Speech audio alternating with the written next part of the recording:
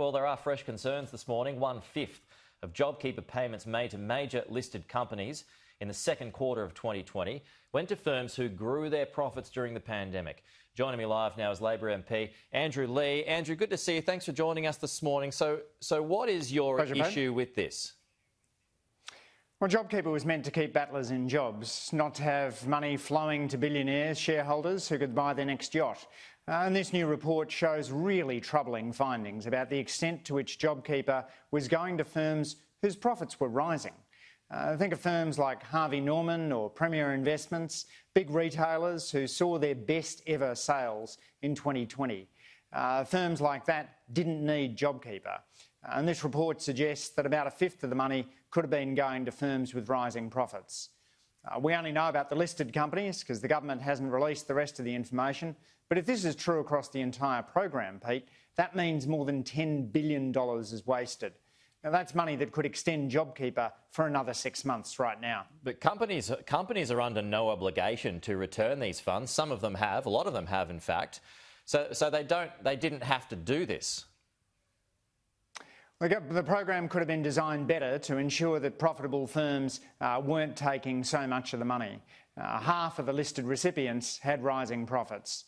But we also need a bit of corporate social responsibility from the firms that received it. They all say in their ethics statements that they're there for the broader community, and now's their chance to show that. A handful of firms like Toyota and Domino's have done the right thing, but other big retailers, such as those significantly owned by billionaires Gerry Harvey and Solomon Lew, have refused to repay the money. In some cases, this can go into hundreds of millions of dollars, as in the case of the car dealer AP Eagers. There's firms that have paid executive bonuses, that have paid record dividends. None of those firms needs to hang on to corporate welfare. But then if you had said this at the start of the program, that some businesses would have to pay back the money, then they just wouldn't have signed up to the program. So wouldn't the purpose of JobKeeper then have been defeated? I think the firms that signed up to the program in many cases did so in order to save jobs. You think about airlines having done that. That's exactly why it was designed. But other firms took an opportunistic grab and signed up when they saw that there was a chance to get a few extra handouts. But they also kept hundreds of thousands of people employed. Well, in the case of firms with rising profits, they didn't need JobKeeper in order to do that. Firms who were having their record year of sales were under no risk of job shedding in 2020. And so JobKeeper was an important program, but it could have been managed much better. We are talking about potentially more than $10 billion of taxpayer funds here, Pete. We're talking about hundreds of dollars for every one of your viewers.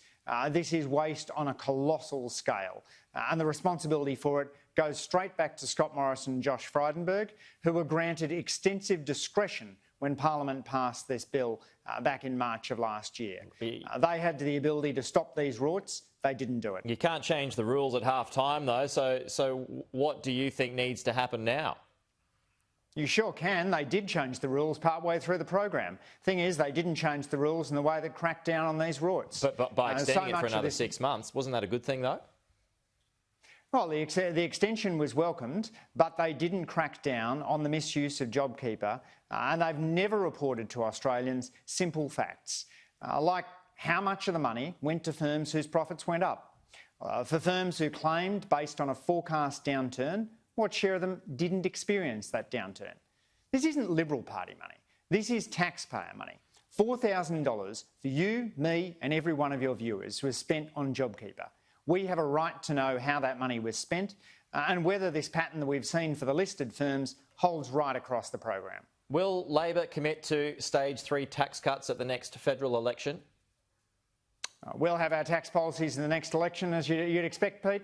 We've got a budget still coming down, so we want to make sure that we see the numbers coming out of that. Just finally, Andrew, just some breaking news. I just want to get your reaction to it. A setback for the government. Centre Alliance has opposed most of the IR omnibus bill. The swing vote in Sterling Griff only supports enforcement of wage theft and casual changes with amendments. What's your reaction to that?